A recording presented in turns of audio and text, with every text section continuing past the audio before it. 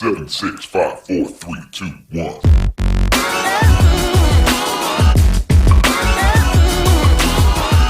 Hey there guys, so I'm back with another DINO FURY review with episode 8, the mid-season finale, Unexpected Guest. And this was an episode I was kind of excited but worried at the same time. Yes, we get Mick back from Ninja still, and Kelson Henderson has been such a key player to the Power Rangers franchise from the past at least 15 years. He's been in various seasons ever since DINO Thunder, and they've all been likeable characters that he's played. But also, Mick is in Ninja still, and we also get the Ninja's Nexus Prism in this episode. And I was really worried because I thought, oh my god, we're going to Ninja Steel territory. For you guys who don't know, I think Ninja Steel is a bad series. I mean, I did a rankings video several months ago, and like Ninja Steel is my second to least favourite Power Rangers series behind Megaforce and Super Megaforce. They're kind of on the same level, but Megaforce and Super Megaforce is insulting, but that's a different story. So yeah, there are stuff I do like from Ninja Steel. There are some redeeming qualities, and I think Mick was a good mentor to the Rangers, even though at times he spoke to the Rangers like 5-year-olds. So I was kind of worried, but there's so much happen in this episode. We find out what's Void Knight's secret. We also dive into the MORPHIN Masters and the Nexus Prism, and Mick returns. And honestly, this episode was fine. It was fine. I didn't love it compared to so many people on Twitter that are bursting saying this was an incredible episode.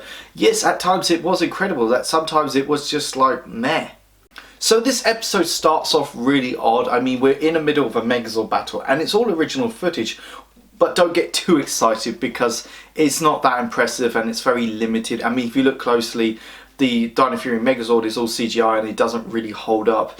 But we also get the DINO FURY blade formation, and it's a shame because it's just thrown in there and ticked the box. I mean, compared to the other formations that had their own kind of episode introduction, this is just kind of thrown in there. And they defeat Doomsnake and it was just like 5 seconds. But to tell you the truth, the blade formation isn't really that impressive because it has the same features as the actual DINO FURY Megazord. They both have a sword. But back on the ground level, you have Void Knight, Mucus, and the Monster of the Week, Wolfgang. And I love the design of Wolfgang. I love the mouths. Like, there's 3 mouths and all connected together. But he has this like special power that has this howling that causes the Megazord to fall apart. So the Rangers crash land, fall out the Megazord, and you have Mick, and he's like really excited. He wants to take a selfie with the Rangers. And he's like, oh, I've met other Ranger teams. And like, so that's what he's been doing the past 2 years. But like Sato is just being an absolute dick to him. He's like, what are you doing here? We're really busy. And Mick asks him, can you help me find the Ninja Nexus Prison, which helps to connect to the Morphin Grid. And like Sato doesn't care. Even though it's an important part to the Morphin Grid, he's like, no, go away, we're too busy. I mean, that was just really harsh. Mick in this episode was fine. I mean, at times he was helpful to the Rangers, but at times when he tries to tell a joke, it wasn't funny.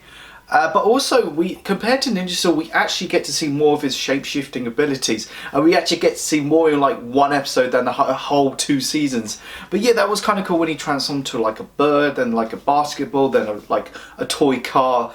That was quite a lot of fun. We also get Jane and J-Borg in this episode. And to tell you the truth, they didn't need to be in this episode because they're really just thrown in there. They weren't even funny. I mean, they were all just minding their own business. I mean, you got Jane who's making a cake, and so is J-Borg helping her. And it's a cool inside joke because it says like, there's like a banner that says like the Great Buzz Blast Bake Off, and there's kind of an inside joke because like it's a callback to like the Great British Bake Off, which is like, it's funny, it's a huge in the UK, but I didn't realise it's huge all around the world. And it was a cool joke, but really, they don't really do anything. They somehow get cake on themselves.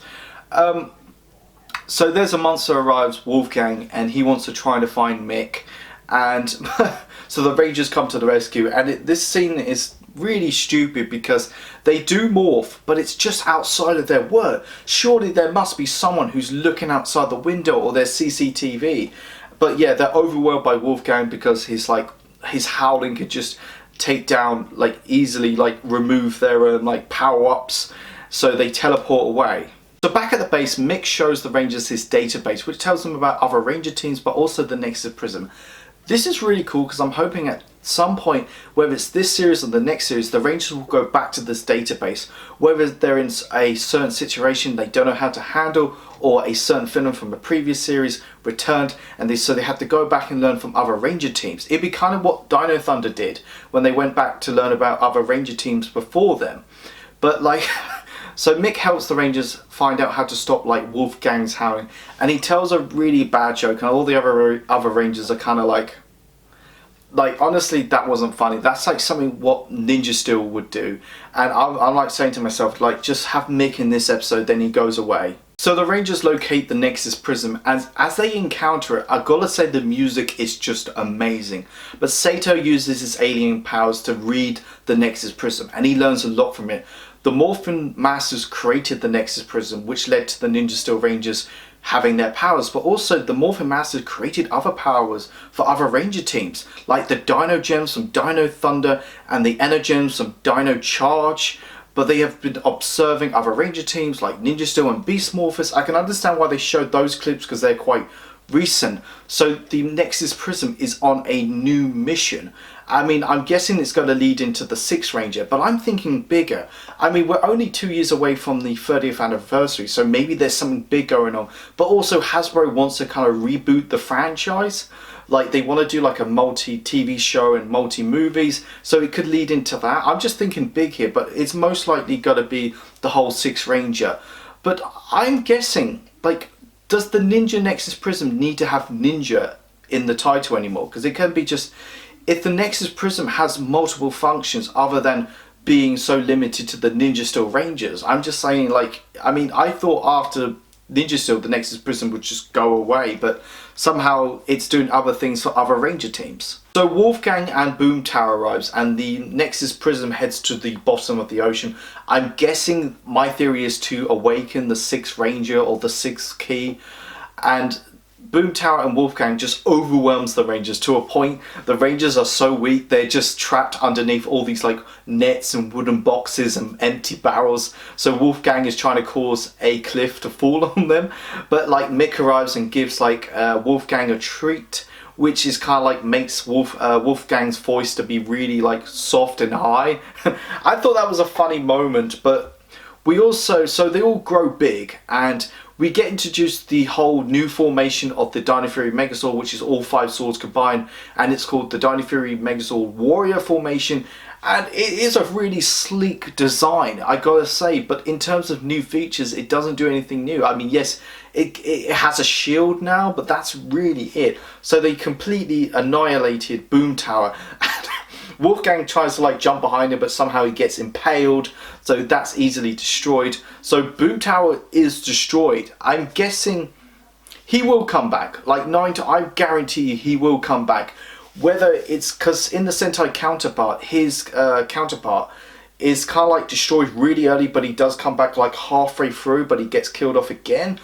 But with Power Rangers, they're not so limited to the Japanese footage anymore, so he can come back like in the next episode, possibly even with a new form. But I'm thinking Boom Tower will come back, but I'm hoping he's going to do his own thing. He's not going to listen to Void Knight. He's got to kind of create his own gang. That's just a theory, but it'd be really cool. I mean, if they killed him off this early, it would suck, because I think he's a really good villain. So the Nexus Prism heads back to space, and I have a feeling we'll definitely see it again.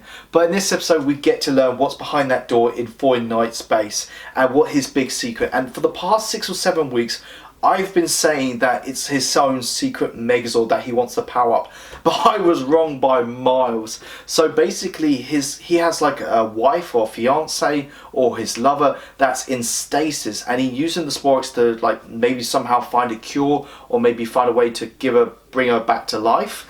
And yes, I'm sensing Mr. Freeze vibes. I mean, if you know Batman, he has a villain known as Mr. Freeze, and his wife is put into stasis, and Mr. Freeze goes across like banks and stuff to steal diamonds so he can power up his own suit and find a cure. It's very similar, but this is very cool. We've not really seen this done before in Power Rangers, and I mean, I like this because I thought it was going to be something really obvious like a Megazord, but yeah, no, I was wrong. I was wrong by Mars. And yes, I think I hate myself now. But yeah, this was a really cool like plot twist. I really dig it, and I want to know why he doesn't want to like ask Rangers for help. Maybe he knows that they'll say no to him because he knows this like Sato is quite tight with the Sporix. I'm hoping this will lead into some really great storytelling, but so far it's an instant win for me. So back at the base, the Rangers find some sweets, even though they look like the exact same sweets that Mick used on Wolfgang. I mean, this is such a Ninja Steel joke, but not in a good way. I mean, it's so stupid. So Soren has to use her own true voice to awaken the Rangers, and like Mick has to leave and track down the Ninja Nexus Prism, or just the Nexus Prism now, and takes a space taxi. Honestly, I thought we were going to get the Gold Ranger in this episode in some shape or way or form.